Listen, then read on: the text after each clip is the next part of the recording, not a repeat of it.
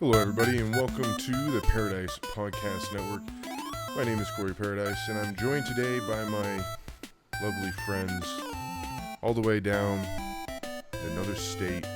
Still on the West Coast, though. I was going to say on another coast, but that would be a completely wrong statement in almost every way. Unless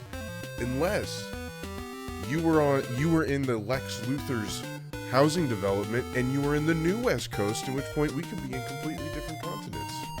That's true. Or we could be super people from fucking Jor-El. Yeah. Super people from Jor-El? Yeah. You mean Krypton? Yeah. Or as they say in this fucking movie, Krypton? Krypton? What the fuck is their deal, huh? I think that has to do with like kryptonite, because you don't say kryptonite, like kryptonite. You say kryptonite. Mm-hmm. And I think that's just like they're like, well, it's kryptonite, so it must be krypton. They just something. fucking disrespected the source material. Is what they did. Yeah. So we watched Superman 1978 with the wonderful Christopher Reeves. Which did you at any point in this did you know or like? I guess maybe I'm behind. I feel kind of bad, but like I was doing research and I looked up Christopher Reeve and he died like in the early 2000s, but he was involved in a crazy crash, an accident that left That was him. a horse. Yes, that's what it was. Yeah. That's crazy. I mean, how many people fall off their fucking horse and are paralyzed from the neck down? You know what I mean? Yeah. If that's not crazy, I don't know what is, because that's pretty fucking crazy. When I saw that, I saw him giving an interview about Superman. I was watching the documentary for it, and I was just watching it, and he was, in the wheelchair, and it was like, whoa, I wasn't expecting that, you know what I mean? Mm-hmm. And so when I was doing some research, he was actually like, I felt like I should have known that, but apparently he did a ton of like philanthropic, work for disabilities and charities and stuff like that, which is amazing. It was like going from Superman, then seeing that, like, just boom, boom. It was like, whoa, it's terrible. It's a tragedy, but it's amazing that he was able to do what he did after that. But, yeah, he, after this movie, man, he went big. Let me tell you, this movie was a knockout at the box office. Yeah, because, I mean, despite the time of the movie being made, I think it is still a very enjoyable movie. I mean, the sign of the times do show. Yeah. I think it does hold up well, but the only thing that's awkward is is Superman just going, whee! And they're just, like, not flying like you think he would now, right? I think my Just getting favorite lifted up. effect was the beginning one where he's out running the train. Bro, Oh, that yeah, one and he's was like- so funky, man. That one was so funky. That was like, Oh, my goodness, dude. That's him. Yeah. like it was, but I mean, but how did they do that? Now, that's is it exactly just two what I thought. That's different pieces exactly of what I footage, thought. or was there actually a train and was it going 2 miles an hour, and then he was actually running, and then they just sped it up? Is that what they did? Well, there was a lot of Probably not. There was some blue screen used on set, so it's not out of the question that they comped him, but there's definitely some funniness going on with some sort of visual effect to get that like wonky sped up motion, Well, Yeah. now, are you sure yeah. it was blue screen? Because I mean, his suit is blue, so they probably used green, no, right? there's Well, but he was a blue kid at that screen. point. Some He was a kid at the train chroma scene. He was a kid at the train scene, so I mean, he didn't have to. You're suit right, at that point. but he was in jeans. They went Nah, down. I'm just okay. I'm just busting balls. I'm sorry. That whole I'm just busting Kansas balls. sequence of this movie is like, It's a slog. Can I say that it was a slog? For me, the movie started when he fucking walks into the Daily Planet. Mhm. Now, do I understand the need for the previous context? Yeah. Does it mean I have to like it? No. Do I Mhm. like it? No. Bless you. bless you. Bless you. It makes me sick. It makes me sick I to love think it. about. I love it. I love it. I love it. Same I thing. I really it was a slog. The beginning. I don't mind I the was like, dude, Kansas come on. part. I once did. Once he hits Kansas, I feel like the movie kind of like I'm there for who like the main character. Like I know I came to the movie to see Superman, and I know this is where Superman begins. But where like when we're back on Krypton, I feel like that whole sequence is like it's boring as all heck. Yep. And there's certain things I don't care about it. Visually, it's very interesting, but yeah, it's a cool setting. You're right. You're absolutely right. It's a cool setting. It's a cool set piece. It's a cool model. It's like it's cool visual effects on how they did some of the shit. Like the costumes have aluminum foil, but it's all good. No, I did some research on that stuff. But Scott, what did you think of the beginning of this? I thought it was like so that scene on Krypton, right, with the suits and whatnot, the reflective suits. Yeah, we were Krypton. Krypton. My bad. Oh, okay, thank my you. bad. Sorry, I couldn't understand your accent. Get it fucking right. My bad. Earthling, sorry. I will send you through the mirror world. I forget what it's called. Yeah, the weird like floating the diamond Phantom Zone. Phantom Zone. That's the Phantom Zone. Oh, man. No, it's weird because I thought it was like a reflective surface, like a reflective material, like they do with what's it called, like the safety vests on like runways and shit, right? I thought it was that type of material, right? Because it looked really weird, right? It looked good, right? But Corey was like, "Is there some sort of after effect? Is there some sort of this, some sort of that?" Right? Shit. I know it looked weird, but it fit. You know, I didn't question like, it did feel alien. Yeah, it almost felt like they inversed the suits specifically, right? Or they inversed whatever. Yeah, like negative. Yeah, they made it negative, but it's crazy because like I still don't know how they figured it out or how they did that. You know, I think that's one of the practical effects I'm gonna give this movie. Could be. Yeah, I don't know. Yeah. I'm not even gonna try. I'm not even gonna fucking try. What? Yeah, Corey, what was the material? What? Yeah. What kind of effect? I thought it was a reflective surface, like the safety jackets, right? On runways, right? So it is. It is a hyper reflective surface that they made these costumes out of, and it was like a very cool and unique thing to do. But it's not a super practical effect. There's a reason we don't see it a lot, and it's because the material that it was made out of was it was a surface that had tiny little micro glass beads covered all over the surface, and so when light hit it, it would refract in all different directions, every single one of these beads. So it was just any sort of light just became a disco ball. But if you touched it with your hands, it would come off on your hands, kind of like when you touch like a butterfly glitter? wings or something. Oh, okay. Have you done that? And like you get a bunch of like this dust on your hands. Same thing. So whenever the actors were doing stuff, whenever they moved, shit would fall off. And whenever people worked on it, shit would fall off. So they had like gloves and everything, and it was just a pain in the ass to work with. Okay. But yeah, that was how they did that. That's crazy. Pretty interesting. That explains why he looks so stiff in some of the shot where he's talking to people. It literally looks like he's doing one of these. And I actually thought that maybe they did some compositing because of that. Because they were so stiff, I'm like, that's someone cutting them out and like make it, it's just making it easy. But it wasn't. It was all filmed in camera for those scenes. So I don't have any footage because, I mentioned, or I haven't mentioned this, but a couple weeks ago we did Spider-Man 2002, and that thing got flagged so quickly for copyright. Like before it was done processing, it was flagged on YouTube. So I'm just like, I'm not even gonna try and compete with Warner Brothers and Superman. Like we're just not gonna show any footage. We're just gonna instead. Actually, what I have is I use voice mod for other stuff in my life, and they have this really nice just background music like that they added to this. Surprisingly for stock music, not half bad. So I can just leave that in the background, and that'll fill the void of what you can't watch. Go see the movie, damn it. Give them some money. So we go from, I guess we should explain this because this is good plot points as we go through the movie. On Krypton, we learn about Jor-El, which is Superman's father.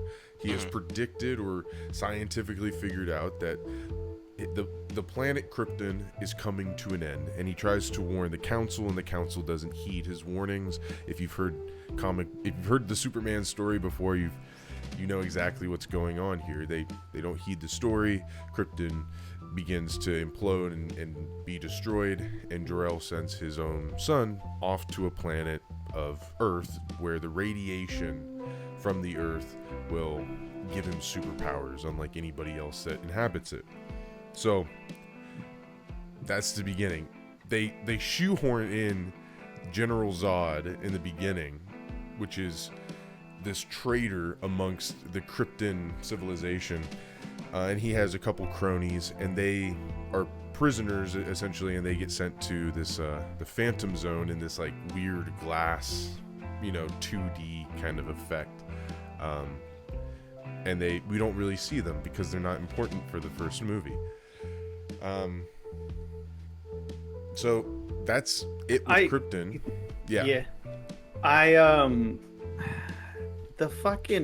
The new Superman, like the Henry Cavill iteration of Superman movie, did this as well, where like the intro shows fucking General Zod being a dick. Granted, the new ones always have a fucking message, It's Zod being a patriot, he's being a globalist, if you will.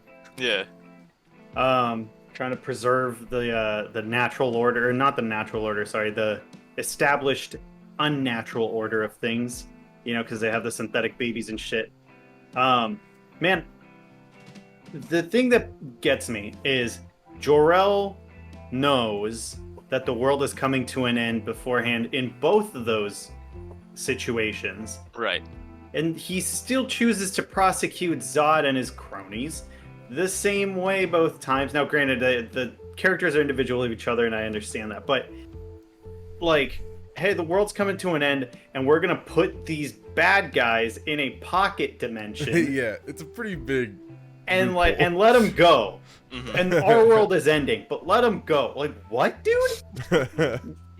It just... Yeah, well, they don't set up the Phantom Dimension very well to know that, like, you probably don't want to go there versus death. You know what I mean? Yeah. If that was set up, then it's that's understandable. But you're right. Yeah, maybe if they had a a little bit of like how agonizing being in the Phantom Zone or like the monsters that are, because I think that was in one of the animated iterations, which you don't have to talk about a whole lot, but there's monsters in the Phantom Zone that they like have to fight off to survive, and like in some of them there's actually like full-on prisons, like yeah.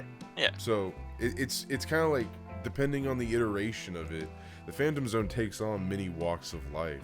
But there's like there's a setup for Supergirl in one of them where she gets sent into the Phantom Zone and like gets rebounded back out and just happens to be hit back to Earth.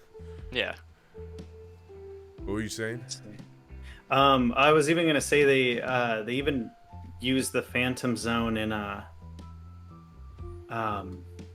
Injustice, Injustice 2, the video game, and that's where they send the first one. Oh, they use it in the first one? It might not be a plot point, but they use it on like the Fortress of Solitude map, and you can hit somebody into the Phantom Zone. Oh, and then they get hit back. I meant in the story. ALFIE, I meant in the story. They like banish Superman to the Phantom Zone. I thought. No, they do. Wrong. They do. Yeah.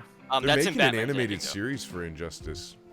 Yeah, that's super exciting. Yeah, super exciting. I was actually going to ask you how you felt about that, but we'll save it for the end. Afterward. Yeah, we'll save it for the end. Alright, so we go to Kansas, we see little Kid Dick, and then we keep going through, and we keep going. We meet some people in high school, where obviously we have high schoolers playing high schoolers, and you're right. Let's just pick it up. His father dies of a heart attack in the middle of the farm. Wah. It's sad. Yeah. He dies immediately after bestowing a little nugget of wisdom, which is just classic. That's the real Superman curse. Can I just say? Guy loses both of his father figures, dude. At this point, he's the death sentence. That's the real Superman curses. You don't get a dad. This guy has like a Death Note type of power built into him. And all he has to do is say, "You're like a father to me." Boom, marked for death. All right. That's so it. After his dad dies, though, Right. He curses his dad. What is the next thing that happens in the film? When did you watch it last, Alfie? 2 hours ago. Okay, we watched it like a week ago. So we're going on like completely opposite. Like, Yeah, we're chugging our memory picks. You're over so here like, Scott, I just saw this. Scott, can you tell me- I just watched it. I needed it to be fresh because there's always little things I pick up on that I want to bring up, and I don't write them down, Dude, that's so why I forget, that's why and I then have a later, notebook. later I remember them. That's Krypton. That got me so fucking much. I was like gonna mention that. Well, I 'cause that think he pissed me took off. away Krypton the most out of this movie, man. You're not wrong. Okay, Scott, tell me, Yes. after the death of Jonathan Kent, what does Superman do next? He, if I'm remembering correctly, he gets this like weird inkling to go back to the crash site to get the green, like the green crystal, right? And That brings him to the Fortress of Solitude, Yup. right, where he meets the hologram of his parents. Yeah, he goes on this journey across the world to the Arctic where he jumps in. Cool thing, that Arctic set is a set, like a full-on huge set, like a football field in length and size. It's a big-ass set. And that's a common thing in this movie, and it's one of the things I kind of like about it, is that because it's old, it has a different meaning for a large budget. And it's something that I want to talk about just a little bit later, but maybe that's just a little bit of foreshadow, a little bit of an inkling. But this movie it had a big budget for its day, and we'll talk more about the budget a little bit later because there's some hinky bits to it. But it had a big budget. But what that means nowadays to have a big budget is completely different than back then. But you're right. So they go to the Fortress of Solitude. He gets the hologram of his parents and the little crystals and the tubes that they have coming up out of everything. And then he also gets his suit. And that's kind of the big thing. I wish they had shown kind of more of a visual of what the suit is made of. Because that's always, when I read the comics, that's always one of the things I look out for is how do they explain the suit? Because every generation of Superman kind of has a different explanation to like what the suit is and how it works. Yeah. But this one is just a suit, and it gives him some powers, like the rapper. Remember the rapper? Maybe was that in 2? That's in Superman 4 or something where he like throws the S That's at in them. 2. That's in 2. That's in 2. We watched both of them, and we saw it. So yeah, that's like in 2. He takes the S, throws it at the guy. He gets all like tangled in it. Never mentions it again. Never uses it again. It's just like weirdest thing. Just ever. the Superman thing. If I had to best summarize his powers in this, it's just Superman, dude. Dude, can we talk about how cool? Okay, so like at the Fortress of Solitude, when he's done there, he's learned that he needs to help humanity, but he cannot. This is a big part. He cannot interfere with it. Cannot interfere with humanity. He cannot. Well, that's paradoxical. So yeah, but it's one of those ones where you're like, well, how can you not? And then it's like it becomes much more apparent at the end of the movie what it truly like, how he defies that meaning. But tells him very specifically, like, don't interfere with humanity's path. Like, don't interfere with their history. And then he takes off from this Fortress of Solitude. And I tell you, that takeoff scene where he flies for the first time, I know we talk about it like it's this funny thing and it's, it like looks a so leaf in the janky. wind. Yeah, it looks so janky nowadays, especially compared to like all the CG shit we expect to see now, of people flying and doing stuff. But I tell you, people flying man, ain't shit. when this guy flew, it was the first time that shit was done on screen that way. Like all the other times, it was like a vertical takeoff, like Mary Poppins, Like that's what flying looked like. This was the first time someone like took off vertically. And when I was doing research and looking at the documentary for the making of this, they talk about how the rigs and stuff they had to do that were all very complex and extremely uncomfortable, but they worked. And the first time they put Christopher Reeve in it, they were just doing a test filming. They were doing a test screen, just see how they could get, where they need the camera to be to get the look, how he needs to move, just a practice run for everybody, the whole crew, to get this done. And dude, the first take, he takes off, and nobody else had done this. All the action people and stunt coordinators didn't do this. He steps in, does it, and he gets this perfect. He takes off, and then he gets that little bit of a bank, as he goes up by the camera, and everyone was like, "Oh my god!" Just fucking jaw dropped on the ground, like they just watched Iron Man scream through the roof and take off on his sonic boom. Like, that's how they looked at this scene. That's how revolutionary this shit was. And it's so weird to look at it now, and it's like, dude, I Flying can do that ain't with shit my anymore, iPhone, man. Yeah. That's the big thing, man. Flying ain't shit. Yeah, dude. But when Well, a bunch of the marketing for the movie was like, "We will make a man fly." Like, that was like the tagline. Like, they're going to make someone fly on screen. It was like, holy shit. Let alone. Okay, wait. I was gonna spoil something. We'll get there. Dude, shit gets whacked. I'm just gonna drop like a spoiler. Is Or that you cool gonna with you say- guys? You were Just gonna gonna say drop something, one. Scott. You were gonna say something. What were you gonna say? No, it's just for the time it's impactful, but again, it is really goofy when you're looking at it now, considering, and especially with the other effects being pretty good, I'd say, like holding up pretty well. Dude, Right? what about that? But what about in this next scene? So, right, he gets to Metropolis, and we get to see him at the Daily Bugle. He interacts with Lois Lane, Jimmy Olsen, these famous characters. In the fucking next sequence, Lois Lane, damsel in distress, fucking Final Destination bullshit with her helicopter, gets caught on an electrical line taking off. Her pilot gets knocked unconscious, and she is left there dangling on the side of a building in this haphazard sequence of events. It is insane. Can I I just say say- it's? Oh, I'm sorry. Go ahead. I saw that her hat fell off, Uh-huh. but did they have a scene of it falling off her head and then a follow-up shot of it falling? Did they have a shot of it landing? And I know you guys said you watched this like last Clark week, so picked it up. he picks it up. Yeah, he picks it up, looks at it, and then looks Yes, up. that's what happens. That's what triggers him. Okay, I Yeah. just watched it and I didn't fucking. Because remember, he gets It's a delayed by the very elevator, forgettable movie. right? He gets delayed by the elevator because no one wants to like give him time of day, right? Because he's Clark Kent. Mhm. I don't know how I remember this movie. I don't. How I remember these details.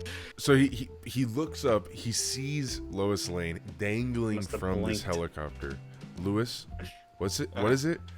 Lois. Is it Lois? Lewis? It's It's Luis. Hey, Lois, Lois. Yeah, Lois Lane. Well- Lois Lane. Like Lois, like Peter's wife. She's hanging from a Lois. helicopter. Tens of stories, 50, 100 stories above. And that this is the first appearance of Superman on screen for the first time ever. Fucking Kal-El, freaking Superman crest and all, Krypton in his blood, runs around a rotary door and turns into Superman. Can we talk about the gag though of the I phone hope booth? we do. Oh, yes, the phone booth. Yeah, so at That's pretty first, before good. he goes in this like rotary door, he's going to this phone booth, and he's expecting to be like one of those closing ones, right? That was pretty common, back in the day. But it turns out to be one where you can like see your legs like on the Yeah. outside, right? You And can't he's like, there's no door to shut. he's like, oh shit. I gotta say, that's pretty funny. It's Yeah, pretty that funny was if you pretty like good. understand that, yeah. So this is where we start to get now into the real kind of plot of the movie that's going to be pushing and moving things forward from here on. We get the other side. We get the criminal mastermind of the world, Lex Luthor's point of Oh. view. I thought the criminal mastermind was Otis. Well, No. It's just very Not if you're apologetic, asking, hilarious. not if you're asking Lex Luthor. Sorry, 'Cause Mr. Luthor. He will remind you every chance he gets that Yeah. he is the The criminal super genius of the mastermind. world. Oh my goodness. No, I'm pretty sure Otis had it out for him, like secretly, right? He was like, "I'm gonna be the best. That's I'm what it gonna was. murder him somehow." Well, so we cut to the scene where we enter into this new set piece where it is Lex Luthor's lair. You're of 200 sorts. feet under the ground. And I think this is where I'm going to take the moment to talk about this, which is like his set piece we come back to a number of times in this movie and the next movie. And it's funny to look at how budgets get used. This was a big budget film for its day. And part of the big budget was because it was filming Superman 1 and Superman 2 at the exact same time. So both of those movies were planned to come out the way they were, but they ran out of funding trying to get through Superman 2, and they had to rush Superman 1. There was never a preview copy of Superman. It went from the cutting room floor, well, I guess not the cutting room floor, but it went from the editing room, the editing bay, straight to release. And they just like threw the gamble on it, and we're like, we hope this works. And Oh my god. it did fantastic. And they finished Superman 2, and then they had 2 more after that. But part of what they did with the filming of these 2 is they built set pieces that they would use in both. That, you know, like the Fortress of Solitude and Lex Luthor's lair here. They use them over and over again, which means they had to build these places. It's not just like, you know, let's go rent this movie, you know, this building over here. God, talk. Let's go rent that building over here and just film in it. And then if we need to come back, we'll rent it out again. No, they had warehouses that they built these sets in physically. And so that is where a ton of the money and funding for this shit goes in these types of movies, is specifically to get these giant set pieces built. Which I think is so funny because, like, nowadays, really big movies like James Bond's, notoriously huge, like, budgets to get filmed. And the reason is because they are going to the real places. Like, they're doing the exact opposite. Like, back then, they spent so much money because they had to build all the places. Now we spend a shit ton of money so we can go to the places that we were building sets for. It's weird. But it's also like, they built this set, and where's this note here? Because this is also very interesting. So they built these sets, and like I said, they filmed Superman 1 and 2 at the same time. This accumulated to a total of 19 months of filming. 11 crews filmed. Okay. In 3 different continents across these 19 months. And in total, about 1,000 crew members were used to film these 2 movies. I mean, these are huge productions, even by today's standards. That's fucking crazy. Like, and in that documentary, they were saying that they would have 14 to 15 hour shoot days. So when it was your time, you had a 15-hour day, and that could involve going to this warehouse over here on the Warner Brothers lot, and then carting it to that lot on the other side to do this scene from the second movie. But you're not even done with the first scene in the first movie, and you have to do the second movie back to the first, film 2 separate scenes out of order, then go to the second set, film a couple scenes for the second movie, and it's like, that's fucking crazy, man. Like, is that how they pumped out the second one within 2 years? Yeah, because it was all filmed. That's how it was nuts. filmed, like jumping around and like. It makes you wonder how many retakes they had to do in that time slot, right? Yeah. 'Cause that's insane. The other thing is that, like I said, they ran out of funding for the second movie, so they had to they ran out of film. Dude, it's insane. So this set piece that is Lex Luthor's headquarters is big. It's huge. It's a real place that you can like run in and out of and jump around, and like it's almost like a little playground in a way, you know? Yeah. But like that's where they spend their budget. And then there's certain techniques from the time that they have to use to get a look. Like there's certain looks that movies have because they are constrained to certain ways of filming, or there's certain like tropes or techniques that are used as like your foundational pieces. In these movies, it's your wide angle. It's setting a wide angle and then letting your actors act in the scene and just film the whole thing, and not have like a cut over the shoulder, cut over this shoulder, wide angle, cut over their shoulders. Here's a look from the stairwell as you're approaching from behind, like, because it just looks cool, and we have digital film and we can just film as much as we want. Like, they had to be precise with what they filmed, and they had to film it as much as they could, you know? They didn't want to keep doing shots over and over again. So there's a lot of just wide angle shots, and I freaking love that, because it's like, I like letting the actors like work in the space. It makes it feel like it's an actual space, you know, and not just blocked off shots over the shoulder. All right, I talked a lot there. Let's move on. The Lex Luthor, they get there. The whole point that they're at this headquarters is because they need to. That's ALFIE. They need to explain what.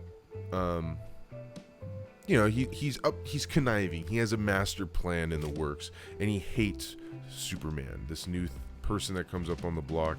That's always something that has to run with the Lex Luthor traits. And in this scene, where are we at? We learn that Lex Luthor is buying up a ton of just inexpensive land in the middle of nowhere in California. But in this scene, we also see his henchmen sneak onto a missile and reprogram it, only to get back to Lex Luthor to find out he reprogrammed it wrong, and they need to do it all over again. And so we see it happen all over again. And I thought, man, why? Like, I watched that scene, I was just like, why did they do this? They made the conscious effort of like, Yeah, what was the point of just doing that? You could have just said, they did it. Or he could bumble and screw it up. But then doing the sequence over again, I was like, no way they actually do that. You know, like, it seems like a test, like, and then they'll do something cool, you know, like, they're setting you up for expectation and then they do something else. No, they keep going. And this is so they reprogram these two missiles. One of them, Scott, is going to this is the part of the movie I forgot. I'll be honest, I Sack. zoned out. Hackensack, Oh, so you're going New for the Jersey. ALFIE. So you're going with the harder one, Alf. What is it? Oh, one of them's going to Hackensack, New Jersey. He really Hackensack, didn't give New a shit. Jersey. Yeah, it was something like that. Yep, that's exactly it. And Scott, the other one was going to the West Coast. What was California, right? Yeah, the destination was yeah. the San Andreas Fault. Yeah, that's right. That's right. In this, so this kind of buying up of land in California triggers something in the Daily Planet and the Daily Globe, right? Mm-hmm. Is it Daily Planet? Daily Planet. Daily Planet. They said it didn't say Bugle. Yeah. So Bugle okay. tournament. Okay. Oh, wait. Okay, you're just gonna call me out here, Corey. All right. Call Found back. a bugle tournament Bugle. in Dallas. But this spurs the detectives and the investigative journalism over at the Daily Planet. Lois Lane gets on the case and she flies her ass out to California, and she's going to go investigate just what Lex Luthor is up to, buying up all this land. She's going to go out and investigate all this real estate. And so that's where she is in this whole mix. This was another thing, was like, now when Lex goes to the Lex goes on this journey and finds the Fortress of Solitude, right? Is that in No. this? That's not in this in one. two. That's in the two. next one. He escapes jail in 2, remember? Okay, so then and how then he does he goes, get the yeah. kryptonite in this one? He stole it from a museum. It was a meteorite that he was like, meteorite must be from Krypton. That was literally, that was it. That's what I have in That my was the notes, logic. Yeah, is because that I mean, he gets kryptonite. he was at the library going, but that meteorite, right? It's linked to Superman somehow, right? And because he said yeah. it, so it was. Because he gets his hands on this kryptonite. That's all I wrote in my notes. I forgot completely how he got it. And, yes, yeah, I remember that because it's the stairs scene where Otis is like, oh yeah, let's go over here, and he like leaves Lex Luthor. He's hanging. like, N for nincompoop, Neanderthal. Dude, can we take a moment while we're going through this and just point out just like the outfits that they chose for his other assistant were like very out Unneeded. there, like compared Unneeded. to everything else in the film. Like Lois Lane is in a nightgown flying through the sky, surely getting torn up by ice crystals forming in the upper atmosphere. But you know, like, it's a nightgown. It's worth it. It's I guess if we were playing an anime, I guess that would have like the highest stats. Better stats than the Superman costume for sure. I mean, you know it. And then you've got what's her name? Lex Luthor's female assistant. I think Eve is her name, right? Dude, she has the strongest she's- armor in the game. She's got endgame rocking armor, boss dude. armor. She's got endgame armor, bro. She's been farming those Destiny raids and shit. You know when the game shows you this, like your boss at the beginning? That's what she was. She was wearing boss armor in her first appearance. Oh my goodness, dude. It's Well- stupid. Lex gets this kryptonite, but not only that, he lures. Gives it a sick chain. Ice. My Wears it man around Lex his stays neck. cold. I want to see Kill that it. Lex Luthor. The Lex Luthor from like Earth, like I don't know what would be a good number for a rap. 420. Yeah, Earth 420, where every superhero is a rapper, is in the music game, and Lex Luthor has a giant chain of kryptonite. Yeah. So he gets his hands on this kryptonite, and he also lures Superman to his base. Do you guys remember how that happens? Yeah, That's a legitimate question. He spins. He's on the street, and Superman spins really fast, but not before warning the people around him to stay back. He gently says, "Stay back." Oh. No, there And was then something before that. Spins really hard in place, and he falls in. Oh, and you're then right. He gets You're shot right. I at, forgot about and then he gets lit on fire, and then he gets frozen, and then he just goes blah, and the foam, ice totally forgot falls about off. that. You've Dude, killed Corey. You've I killed thought- Corey I because it's thought the that most was perfect so cement circle crazy ever. at the time. Dude, when he does, he spins in a circle and like drills through the concrete. That's some Yeah. power of friendship shit right there. The way that they did that, you know what I mean? Yeah. Captain Planet, Well, I motherfucker. forget why he has to dig under there. I forget why, because there was Yeah. a reason And he. He used his X-ray vision. and No, he saw didn't. He some was- shit. I think he was alerted by like the news or something, right? Yeah, I Where can't- Lex I was can't announcing remember that, either. like, oh, I've got this thing underneath No, the hold on, earth. Just 1 sensed second. I'm it. gonna go watch. Okay, yeah, watch it real quick. Watch it. Okay. How was it? Terrible. Second time, worse than the first. So so Superman digs himself down. He drills down, and he finds himself in the lair. And now that he's there, Lex Luthor is able to incapacitate Superman using the kryptonite. No. Using reverse psychology. The kryptonite. No. Reverse psychology. Yeah. Because he gets thrown and he's like, no, don't. He's like, what's in this lead box? And Lex is like, no, don't do it. Don't open it. He's like this. You're right. And then he yeah. But I thought what was weirder is that Don't do it. something.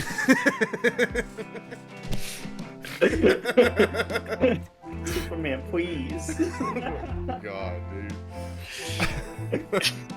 Dude, And then he I was opens it gonna and he's like, cha bitch. Okay, before I get too sidetracked, but Yeah. I was telling Scott earlier before this podcast about my forays into TikTok, just to like browse it, because I was a huge fan of Vine in the day, and I just been so reluctant to get on the TikTok, chain that I just haven't. Finally did, and I hate that you can't there's no just top TikToks of the day, or Yeah. what's the top? You get It's a just For random. You page. Yeah, and it's just random bullshit that's flowing through TikTok. I swear to God, you just see shit like that. You're like, I don't fucking care. You're just like, you just see random people doing bullshit. You're like, this is cringe as fuck. Like, The worst. the The next worst generation is is screwed. this is a huge sidetrack, but I would say the worst of it is those fucking pretty boys that all have the same fucking haircut and they just go like this. Talent. I'm telling you, dude. Goddamn. Somebody get them a fucking agent. But if you Honestly- bitch about it on TikTok, you're a hater because you're. So here's the thing. I think Lex Luthor was one of those kids growing up where he's just doing that dance, just like, oh, I'm so evil. No, Lex So Luthor you- he was He was a self-conscious runt in the corner. yeah, he was the one making fun of those kids like me. Just like me. Oh, okay. Are you saying you're gonna be Lex Luthor? Are you the when next you're, like, criminal in your 40s? mastermind? I'm going, I'm going for the hair right now. If I take this headband off, man, the Gene you don't want to know. Hackman Like, yeah. I forgot he had wigs. Oh my god, I Yeah. forgot Lex Luthor had wigs on. Just In like this me. movie. So the story with that is that Gene Hackman didn't want to get his hair shaved. Like, he didn't want to do that. He's like, if you can figure it out, please, I don't want to shave my head. And they're Yeah. like, okay. And so in that one instance that he had no hair, like the couple times, they put a bald cap on him. And but everything else was that was like his hair. Damn, dude. Okay. It's Okay. crazy because Lex Luthor in the animated series, I know this is a tangent, but every fucking male in the goddamn animated series is just jacked. Yeah, they all got the same. They're all like suit. fucking. Like- All right, they all literally they copy pasted Batman's fucking. Or Batman. Well, Batman has it too. No, they literally copy pasted fucking Superman's body. They're like, all right, this dude's bald, so you know he's Lex Luthor. All right, this guy's black, so you know he's the Green Lantern. This guy covers his face, so you know he's Batman. They all could be the same fucking dude from the neck down. That's all But I wanted to say. sir, this one is bald as well. What do you want to do with him? Make him red. That's the Flash. That's the Flash. I know, even the Fooled me. Joker has the same physique as like Superman. So in this Y'all sequence thought of JoJo events, had a though, problem? while we're in the HQ, Superman is incapacitated by the power of reverse psychology. Thank you. Superman is defeated with kryptonite, and I thought this was an interesting effect that we should see tackled a bit more, which is that when you throw kryptonite into water, the water then becomes kryptonite. Right? That's basically what happened. Like, there was a magnification effect Yeah. that in which Superman just couldn't swim or float. Yeah, or it like spread out or his do energy. And he just anything. never learned how to swim, right? That's Yeah, how I 'cause- took it. It just Maybe he never had to learn how to swim because he yeah, because because he's fucking Superman. He's like, oh, I normally just fly through the water. He's like, oh, swimming, harsh, posh. But he has enough strength to talk to the assistant. Like, Yeah. And not only to talk to, but negotiate. He wasn't talking, man. He was. Yeah, don't you love it? He's like, well, was He was like that. this. He was literally. This is him. He's like, I'll save your mom! Please! yeah. There was a couple times where he's drowning and he's like way below water, and then out of nowhere, please help me. Superman, I'll help you, Superman, but you gotta I saved my Yeah, he comes back up. What'd you say? I was underwater. She helps him, and he's just like, crime never pays, and he flies off to purposely lets fucking Hackensack get blown up.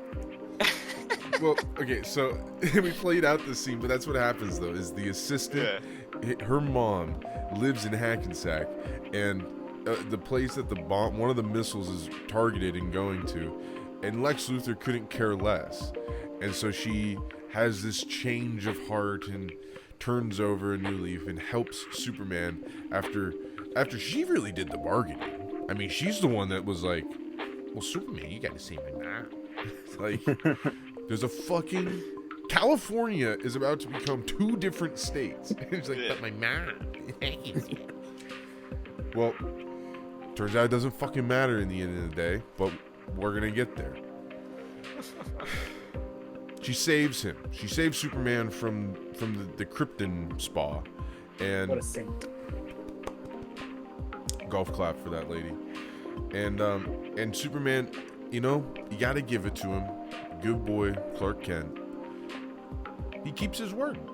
He goes to the eastbound missile first. So there's 2 missiles in this scenario that Lex Luthor has shot off while also incapacitating Superman. This is actually a pretty good plan on his part. You gotta admit. Like, You know, and at least he didn't tell him of his plan until after it was already in motion. And he's Right. like, even you with all your speed, you couldn't possibly get both missiles. He doesn't say it like that, but you know, even he if you says could, something like- here's the wild card, bitch. Like, you know, here's the, oh, I have my hands tied in a lock. Let's see if I can escape underwater. You know, it's like, it's just upping the stakes every single time. And so when Superman is saved from the Krypton spa and he flies off and he goes eastbound first to stop the missile from Hackensack, New Jersey, he catches up to it. And is that the one he redirects into space? Yeah, he sends it into space, which starts Superman 2. Yeah, so that's the one that goes into space, blows up the Phantom Void, you're right, and brings us to Superman 2. And but he's not, and then he starts flying across the United States to the West Coast, and unfortunately, is not able to make it. He's not in time, and well, the bomb explodes in the San Andreas Fault. And this is where this was like the point in the movie that I just kind of set all my utensils down and went, what in the flying fuck is going on in this movie? Because with the facing the monumental, catastrophic destruction of a San Andreas fault line, moving and shifting and exploding, Superman flies into that thing, grabs tectonic plates, and seals it up with his bare hands. What the fucking comic did I not read as a kid? Like, where did I miss this? I mean, when we were busy bashing Superman, he's been moving planets, tectonic plates in the Golden Age. Yeah. Just move the moon to move the coast somewhere else. Like, It's so funny because not only that, it also disrupts the dam that's apparently nearby, right? Yeah, it causes it to shatter, right? the Hoover Dam. Yeah. The And it starts Hoover to Dam. flood down onto Hoover. what I can only Barely assume know is what I can only assume is a makeshift like makeup town that they built out of like small wooden features and shit, which good effect, man. Yeah, They were, like- tons of at this point in the movie, there was tons of little miniature sets that they built, and they didn't get the scaling quite right because you can tell in the scenes that it's the water, it's like the wrong size. You can tell it's zoomed in, you know. Yeah. Like yeah.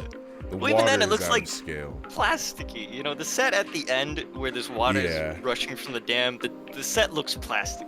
You know. When you compare it to like the sets of Krypton and like the dome, like that whole sequence where Zod and his cronies get sent into the Phantom Dimension, where that dome like unveils and that beam of light, dude, that shit was cool. Like I don't care if it looks corny or like looks like a physical set now.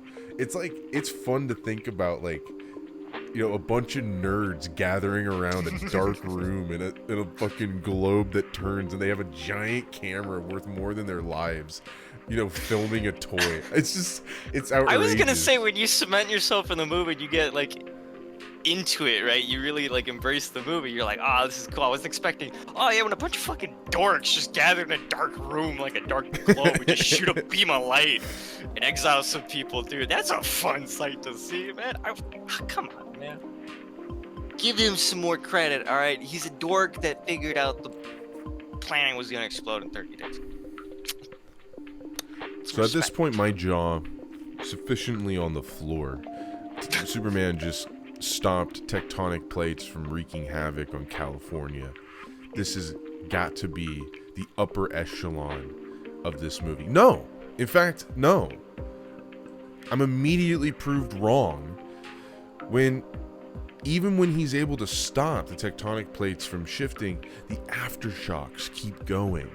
And Lois Lane, bless her heart, is out there on the land looking at where this new California coastline is supposed to be, and her car gets caught up in the mix.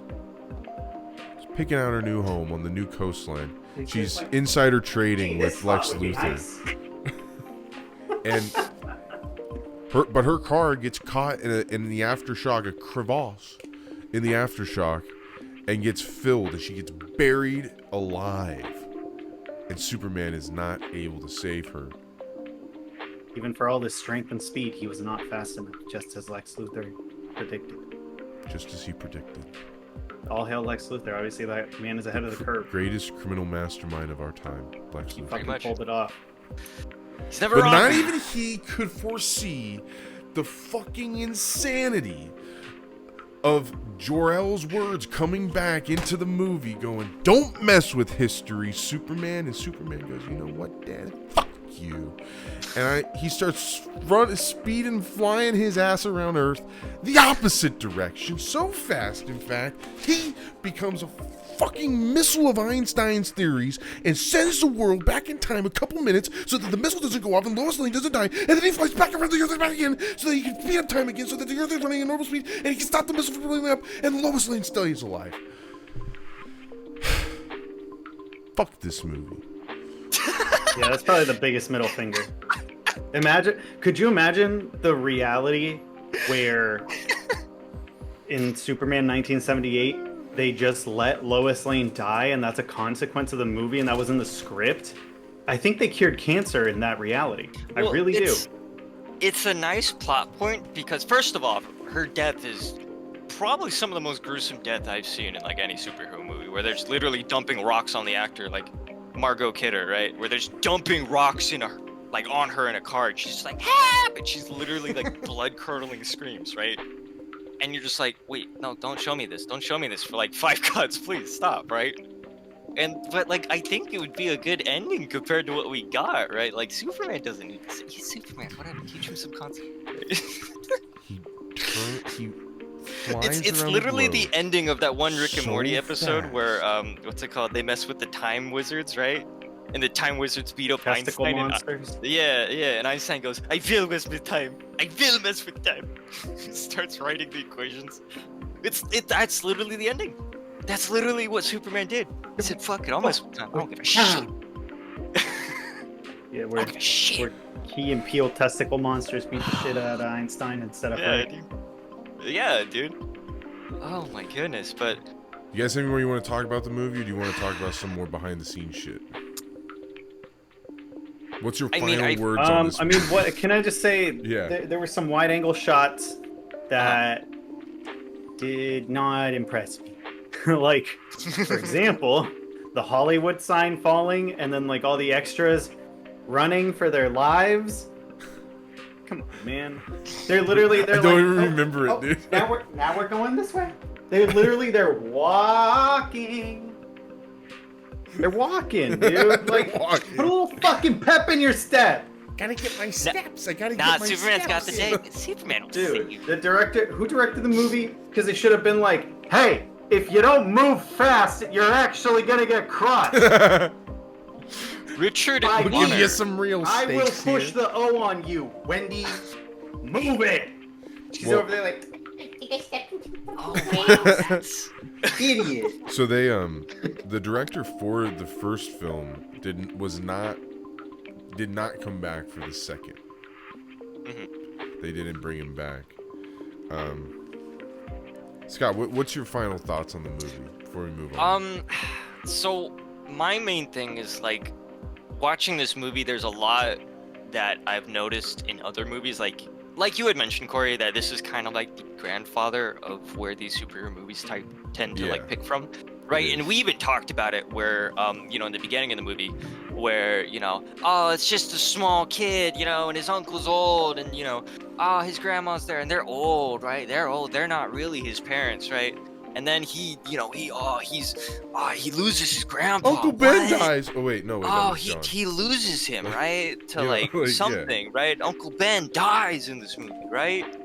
It's just, And then he realizes, yeah, with great power comes great responsibility, right? Then he goes to be a photographer, news reporter. Oh, dude, that's crazy, right? Yeah, imagine if those superheroes ran for office. Not necessarily the president, but imagine if Peter Parker was like, you know what, I can really clean up this town, and I can also do it on a smaller level. I'm gonna run to be mayor. Dude. I'm gonna write it. I'm gonna write the fucking thing where Peter Parker tries hard in college and becomes the mayor of all of New York. And he makes life better for disenfranchised black, half Latino teens, and Miles Morales doesn't have to take up the mantle of being Spider-Man. He gets to go and do his own thing, cure cancer, and that's the full tie-in for that series. But he still gets to beat up the Rhino.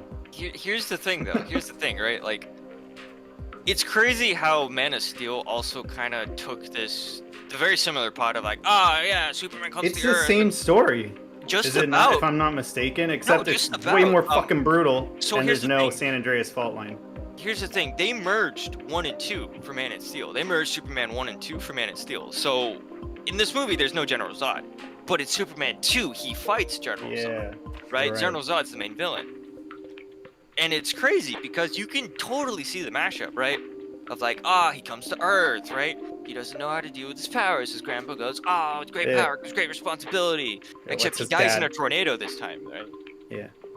His dad. Kid, by the way, dude, I know it's a different movie, but god damn it, like, his dad is like, nope, I'm gonna go back for the dog, and you're gonna wait under the bridge, even though you could literally be back in 2 milliseconds, son. But Dad, and then he dies. No. And then he's not dead yet, and he's like, I could save you, and he's like, nah, I like being right. No, he's like, Dad, don't leave me under the bridge downtown.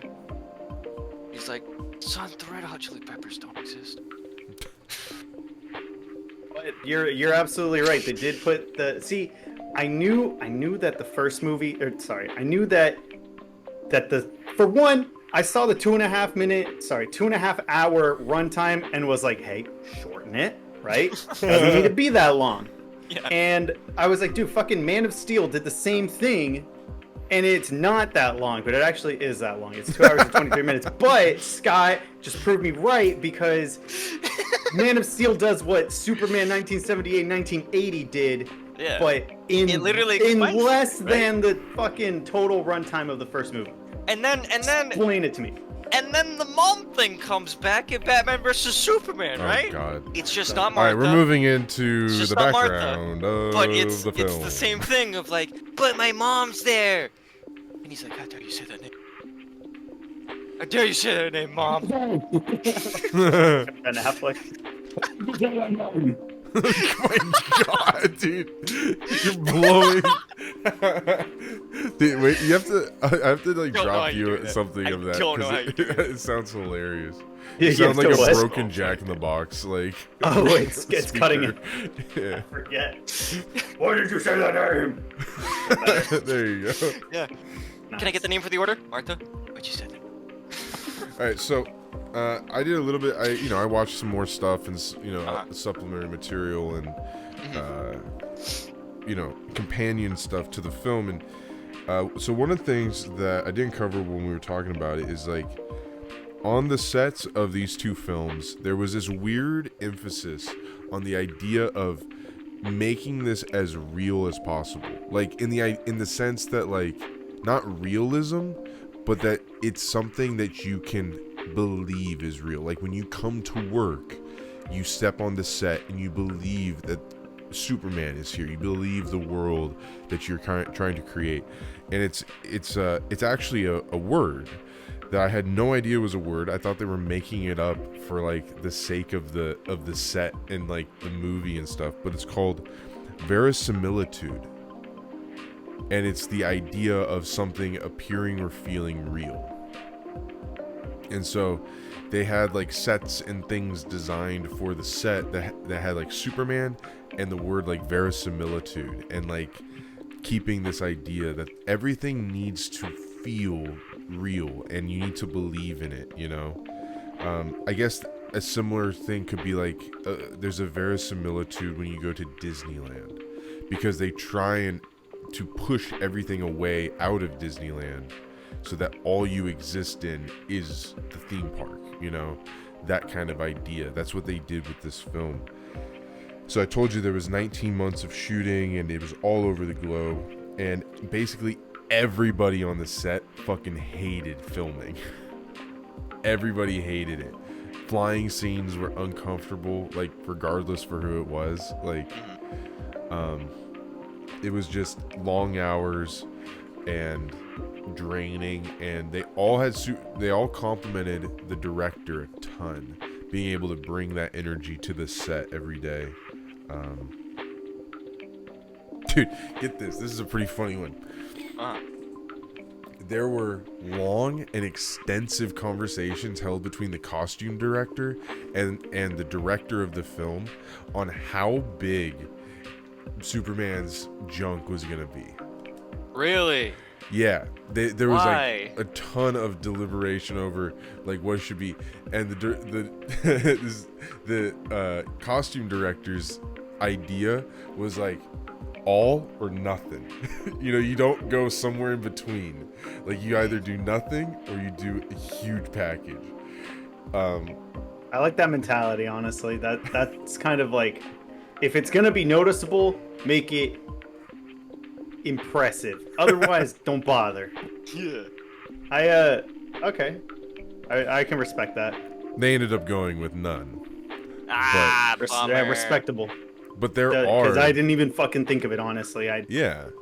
Not And, even during the fucking Lois Lane interviewing Superman scene where she's like, in all of your bodily functions, are Dude, they? that And was he's like, so weird. he's like, bitch, what? And she's like, "What? Like your digestive system, like your organs. And he's like, yeah, I eat, I get hungry. I drink when I get thirsty. You ought to try it too, bitch. So they're somewhere on like in Warner Brothers like vault somewhere. There has to be film that exists of test footage of Christopher Reeve with just like a 12-inch dong stuffed up into his pants somehow. Like it exists somewhere. But as you said, We'll we never got know, nothing. dude. It's behind the We'll lock, never dude. know. It's behind the Warner Brothers lock, man. We're never gonna touch it. Okay with that. Me too. So here's a weird like contradictory statement, but Okay. I told you the budget for this was pretty big, but that they almost ran out, or that they did run out when filming 2, and they needed the funding from the first movie to finish the second movie. But on the same token, the studio almost never gave the director a budget or a schedule. So imagine you're operating under this guise where you have a budget and you have a schedule, but you have no fucking clue what it is. And you're just going to work every day, just like making decisions on where to cut corners and stuff, and you have no idea. The Like, board just shows up. Today's the day. Oh fuck. fucking heart just explodes. Oh my god, that's crazy, man. So what's our budget? Forget about it. Yeah, like, yeah, We're out that's- of budget. that's crazy. Like, Fucking what do they call them? The PAs, you know? They're like, anybody got a coffee? Hey, Dave, who said anything about fucking coffee? You think you got coffee money? I don't even know what kind of money we have. Now go rent out the San Francisco Golden State Bridge, all right? now, Golden yeah, Gate now don't go tell Bobby to finish building the fucking Krypton set. We need to film there yesterday. I'm sorry, it doesn't matter. And I want Krypton some this fucking fist up your uniforms ass. that glow. I want to point a 45-degree angle light at them, and I want them to glow. And where Oh. the hell is my coffee? That's all the notes I have. But if you ever want to watch this movie, don't watch the second movie because you watched the first movie in the first 10 minutes. Oh my goodness. Yeah, no, it's That insane. sounds like a So, joke. That is not a joke. it's That is not a joke at literally all. what happens. not a joke at all. It's without audio from the first movie, right? It's just playing some like weird like backtrack, right? Oh, it's But loop? from context, just from like visual context, right? It literally spends about 10 to 20 minutes showing you scenes from the first movie, and you're like, oh yeah, I understood that. Granted, Cool. a movie that released 2 years after the first one, where it's Yeah. like, I think they needed to do that because honestly, I was doing this the other day where Uh-huh. I had to go look up the plot of the film again because I had literally completely forgot about what the film was. I would have shown up today and gone, I basically didn't watch this film. Like, it was just a time jump, a time skipped. Like, because I didn't remember it at all. I remembered the fucking San Andreas fault scene. That was just, and then the world spinning thing. And I'm like, I'm fucking done. So Like- I kind of have a speculation on why they included that, right? Because a year prior to the first one's release, Star Wars Episode 4 released, right? And in the beginning, they have the whole text screen cutting, like the whole text screen synopsis, right? So I think they wanted their own take on that, right? Of like, oh yeah, let's do something like Star Wars, but like not as stupid. But Dude. less reading. Yeah. More Because visual. reading is for nerds. Yeah, more visual. None of that lame shit from Star Wars. Who needs a lightsaber? Superman's just gonna spin the Earth counterclockwise and then respin it clockwise. He's got That- lightsabers built into his fucking eyes. Like, you can't tell somebody, like, it is so outrageous of a concept and idea that it's like you cannot tell somebody that and have them think, like, if they've never seen this movie, you tell them, oh yeah, Superman 1978, the Christopher Reeve film, yeah, he flies backwards in time around the globe to stop a missile from killing Lois Lane. And you're like, what? Like, what is going on? This is fucking Yeah. stupid. Oh yeah, and before that, he stopped the tectonic plates from destroying fuck California by yourself. pulling them together. Yeah.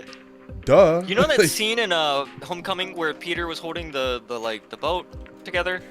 yeah, just imagine That, that but and better. 2 continents. It's that, but better, but with What's like, Oh, that? wait, that but better. Slaves. You mean the part in Spider-Man 2 where he's holding the train from falling off the rails? Yeah, but just better. like it's 2 continents. But better. Kick this man. Nah, I he's don't- literally I don't holding mean from 2 the plates channel. of the Earth. Yeah, but how many Better. people did he really save? I mean, and Well, I mean- Californians? He rewinded time, so Yeah, those like, are I like don't each think one of that them is like counts. half a person. Half? That's being generous. Okay, Oh, damn. so to say what we like about this movie specifically, is there something that jumps at you about this movie, like that you really enjoyed, that was like kind of like what separate this movie in your guys' eyes from anything else we've seen, in terms of like superhero movies, I should say. Yeah, but it didn't even come from this movie, if that makes sense. It's about the movie. Mhm. All right, you haven't seen Kill Bill, have you? I haven't seen the first one. I have, yeah. All right. Well, the second one, spoiler, when she gets to Bill, right? Bill makes this fucking commentary about how every other superhero wakes up as their alter ego. They like Peter Parker. He wakes up Peter Parker. He brushes his teeth. Peter Parker. He goes to work. Peter Parker. Whatever. But Superman Oh yeah. was born Superman, and he pretends to be Clark Kent, and then he begins to dissect Clark Kent. He's like, he's weak, he's incompetent, he's kind of dumb, he's not charismatic, and he poises that Clark Kent is how Superman sees us. He sees us as dumb. He sees us as weak. He sees us as frail. That's that Clark Kent is Superman's commentary on the world. And I feel like that lends itself so perfectly to a good Superman story, like Injustice, where he's kind of like, fuck these guys, whatever, you know? Or just any one where Superman acts like he acts like Omni-Man. I was gonna say he acts like Homelander. Oh, okay. But yeah, Omni-Man also appropriate, but I feel like Homelander kind of feeds his own desires, his personal desires, whereas Omni-Man, but we were talking about this, he's got more of a soldier's mentality, and his allegiance is to Viltrum, even though it's really not. You know what I mean? Is it Viltrum? Oh fuck! Krypton. Yeah, none of your Viltrum. speak. None of your Viltrum. Speak, all right. He's a Viltrumite. Yeah. I don't want to talk about Invincible. Yeah, no, Corey's I'm one embargoed comment from- away from exploding. He's one comment away from exploding on Invincible. Yeah, all right. So let's keep it to Homelander then. But funny enough, you mentioned that because they elaborate that on the second movie, actually. I'm dead set. They go into like Superman, like. Oh yeah. Yeah, because Lois Lane. Do we want to talk about this now, or he loses his powers? Yeah. He gives up his powers because of his Lois love Lane. for Lois Lane. Yeah. And then Lois Lane is like, "But I love Superman. Like I want you to be the man that I love. Like I fell in love with." Yeah, fell in love with. Yeah, like And to his face, not even like in like a headspace or It's anything. so- Like literally Okay. to his face. I do like this though, but they don't even really talk about it. But like in the second movie, when he loses his powers, he loses powers from red kryptonite because the radiation from red kryptonite or ruby kryptonite or ruby K as they call it in comics, it takes away his powers. But like there's a whole this is so funny is in the comic books. They've reached points where like they grasp and need to come up with ideas, so they come up with like different colors of kryptonite. It's like there's an app for it. There's a kryptonite for it. Yeah, essentially. Do you need Superman to see ghosts? Here's a kryptonite for it. Do you want Superman to buy you lunch? Here's kryptonite. Do you need Superman to battle dementia? It's kryptonite.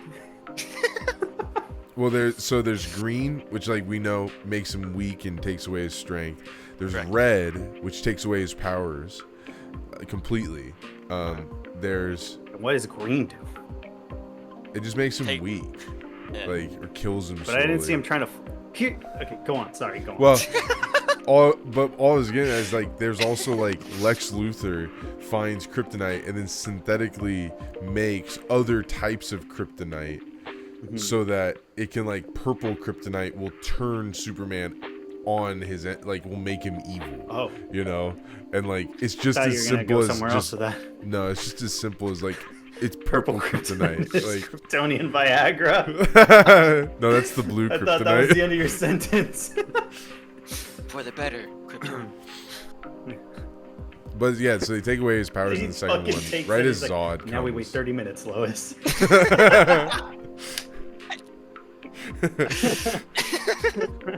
Or it'd be like she'd give it to him and go like, we need to wait, and then he'll go like, but I'm Superman, and then it's like just like his metabolism is at the speed of sound. No, like he spins around Earth like in the correct direction, speeds up time 30 minutes ahead. What He's a like, all right, fucking well, we're dude. good. or that's how he gets it up. He's like, hold on, I'll use the power of centrifugal force. Like, just flushes all the blood down. Stick my dick in a centrifuge.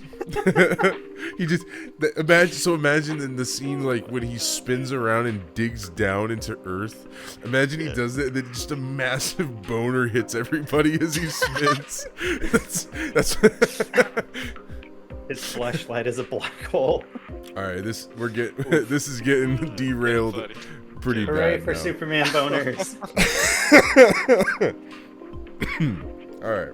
Should have shortened that to super boners, but okay. Super boners. All right, so we watched 1978's Superman starring Christopher Reeves. Out of 10, well, I was gonna say out of 10 like kryptonite stickers, but like that's in the second movie.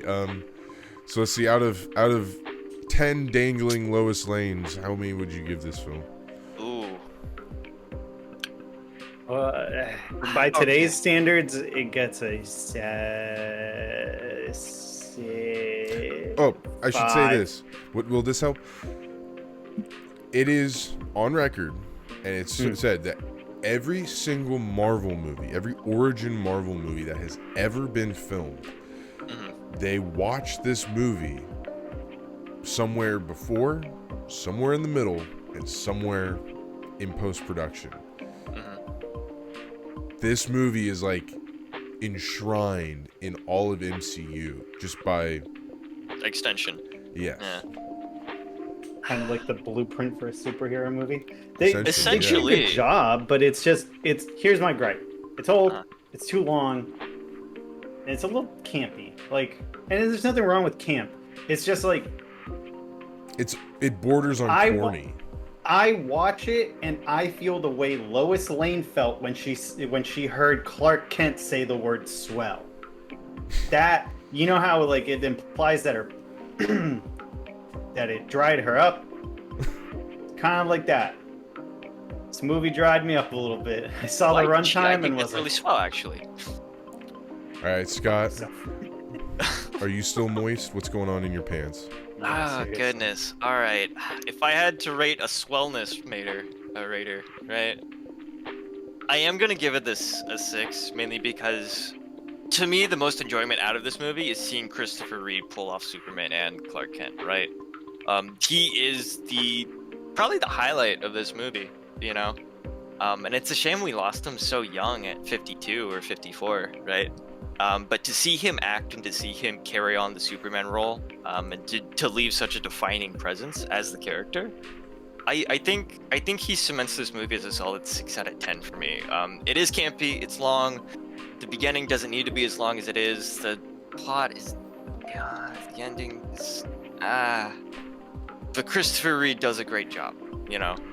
He does a pretty great job at it, right? movie I feel did its job. Like, it's done its work. And if you want to watch Christopher Reeve, that's cool. Well, was But- there a superhero movie previously to this, or was this the first ever, like... I mean, yes, but Uh-huh. this was like the first superhero movie. Like, this was the Right. first time that they were seeing things happen on screen that were defying what you could Right. actually do in a way that was impressive. Where I fall on this barometer is I would give it, like, I think the story and everything, the sets and time, I give it like a 7. I knock it down 2 pegs for the San Andreas and the world going back in time bullshit. That was pretty bad. But then I give it another 2 stars again for having one of the most iconic soundtracks to this date, scored by John Williams. It would be totally improper of us to not touch upon this guy. This is the same guy who wrote this very famous Star Wars themes, wrote this, composed the opening to this. Same person who did Jurassic Park.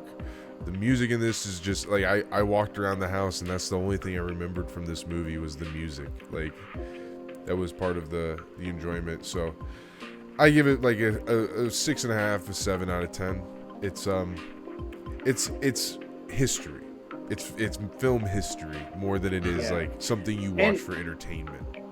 You're right, and I want to say now that because I'm scrolling through different screenshots of different superhero movies, and I will give this movie. I'll bump mine up to a 6 for this reason. Take a look at the end fight of Endgame, like where everybody shows up and they're all Yeah. charging, like all the good guys are charging. And take a look at practically any fucking frame in Superman, and the color palettes and just how much more vibrant it is, despite the fact that it's a standard definition film. Like just compare the colors. It's Marvel movies comparatively seem a little drab.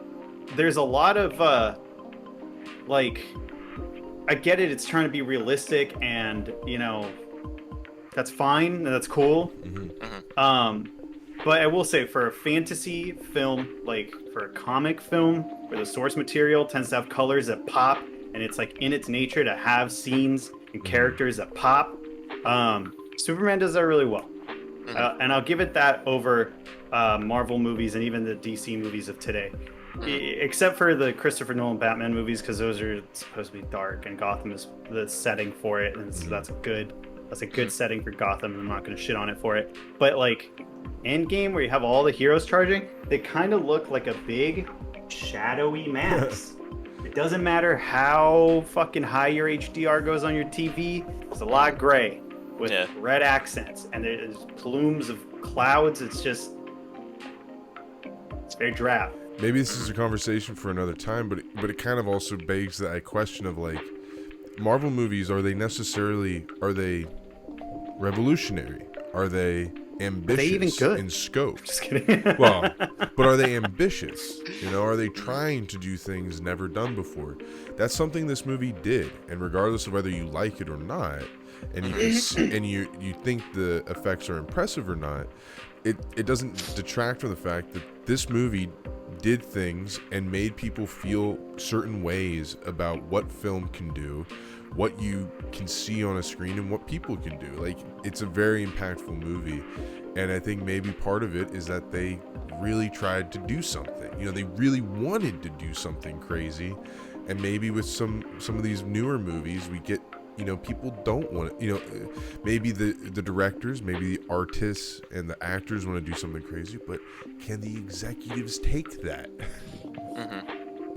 That becomes a bigger discussion.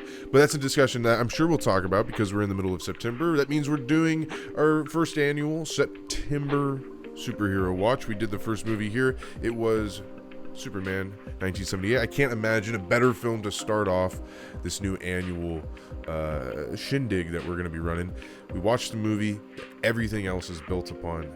So, Scott, the question falls to you. What film do we watch this week? Oh god, hold on. I'm on the spotlight, alright.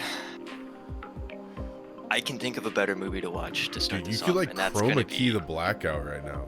If you chroma keyed the blackout, you'd be like floating arms and like a neck. Like... Oh, what, like this? No, so I think a better movie that we also could have started off with was the recent Joker movie that came out in 2019. Society? Yeah, that one. Society that the one. movie? That one, Society of the Movie. Because I haven't actually seen it, and I've heard nothing but great things about it. It's apparently also a good character study into, mental disorders, and how, they can affect someone. And I'm just excited to see it, It's a movie I've been sleeping on this whole time, and I'm excited. I took ALFIE to go see it. Right. In Oregon. In Oregon. Sorry. I'm excited. I liked it. I like Joker a lot. So yeah, none of that or speak again. Always looking to watch it. All right. Well, that about wraps things up. Next week we're gonna be here unless something goes wrong, but we should be here 7:00 like always. Next Wednesday we have this week. Today we had Superman 2002, Spider-Man 2002 came out today. Next week we have Devil All the Time comes out. So yeah, you can check that stuff out over on YouTube at the Paradise Podcast Network. Spotify, you can search us the Paradise Podcast Network, or PPN even, that works too. Slowly and surely we're starting to accrue stuff, and without ever advertising a single thing, it's kind of like slow and steady is nice. At least we're not stopping or going back. So Kind of like the movie. We're taking a slow creep to 2 hours. yeah, 2.5. We're gonna reach it. Scott, what Yes. what do you got going on for this week? Well, honestly, a favorite series of mine called the Tales of series. Their newest release Oh, comes yeah, out yeah, I tomorrow, just saw so we are going to be live tomorrow, which is gonna be Thursday. Just to timestamp this, with that game after work, so that's gonna be 5:30 PST over at twitch.tv/ScootyWins. We'll be playing that over there for the remainder of the night, and then continuing that for the rest of the week because I'm gonna be addicted to all living hell for that. Cool. I'll have to stop by and check that out. I saw that was releasing this week. All the reviews were starting coming out, so I'm not gonna get it myself, but I'll stop by and see how you're doing with that. Alfredo, you haven't streamed in a long while, but if I Yeah. understand, things are happening. What's going Yeah, on? I finally. I wish I didn't have it tucked away in a corner, but I finally got the old stream PC condensed. Ooh. I made it smaller, dude. I compacted it, so it's a dense boy. I managed to fit the whole graphics card in there, Scott, full size. So I need to ditch the old HD60 Pro. Ooh. And then once I get my hands on a USB capture card, it should be all systems go. I have a fucking decent enough setup here. I mean, I've had it, but I was bitching about this. My bracket finally came in for my gaming monitor, so I kind of don't have any excuses. Now it's just a matter of sitting down and playing some games. But it's coming eventually, right? Yeah, I don't want to set a date yet. I'm just gonna do. It's just gonna happen. It's gonna happen. It's just one gonna day. happen. I'm just gonna appear into the void. So like, just hey, go what's over up? there and Pretty follow much. now. I'll start saying where you can find me once I've been consistent, even from streaming to nobody for 2 weeks. Like if I do it 2 days out of the week for 2 weeks, then the following podcast I'll be like, all right, I've been streaming here. I feel like that's fair. That is fair. That's a And fair you know, one. when it comes about, when you finally shout it out, big deals, big if true. Oh, yeah. Big if true. That's how Big I if if true. true. Big Big if true. if Huge if Big feel. if true. huge if true. So big that It- my hands are shrinking just talking about it. Enormous if correct. All right. Well, we're gonna head out here. This has been a fun night. Had a good time tonight. And if you're listening to this tonight or tomorrow or whenever, hope you're having a good time too. And we'll see you on the next podcast. And See you later, remember, everybody. Cyborg looks like a Transformer, and they made Aquaman cool. That's my closing statement. I've been holding on to that for a while. Cyborg looks like a Put fucking it on a Transformer. t-shirt, print it. That's Go- your campaign.